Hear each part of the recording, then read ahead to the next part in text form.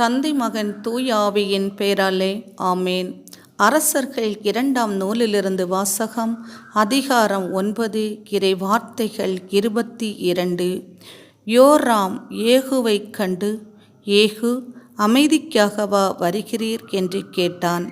அதற்கு அவன், உன் தாய் ஈசபேலின் வேசித்தனமும் மாய வித்தைகளும் மிகுந்திருக்கும் வரை அமைதி எப்படி இருக்க முடியும் என்று மறுமொழி கூறினான்.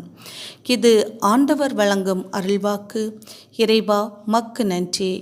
அமைதியை அருளுகின்ற எம் அன்பின் பரலோக தகப்பனே, இந்த மாதத்தின் புதிய நாளுக்காகவும் புதிய நேரங்களுக்காகவும் புது புது கிருபைகளுக்காகவும் உமக்கு கோடான கோடி நன்றி இயேசப்பா, நன்றி அப்பா தகப்பனே. தானியமும் திராட்சை ரசமும் விளையும் காலத்தில் அடையும் மகிழ்ச்சியை விட உன் உள்ளத்திற்கு மிகுந்த மகிழ்ச்சியை அளிப்பேன் என்று சொன்னவரே, உமக்கு கோடான கோடி நன்றிகள் இயேசப்பா, நன்றி அப்பா. இயேசப்பா, இன்றைய இறை வார்த்தையில் நாங்கள் கேட்டது போல எம்முடைய தேசத்தில் மாய வித்தைகளும் வேசித்தனங்களும் ஏசப்பா அதிகரித்து கொண்டே செல்கின்றதே தகப்பனே.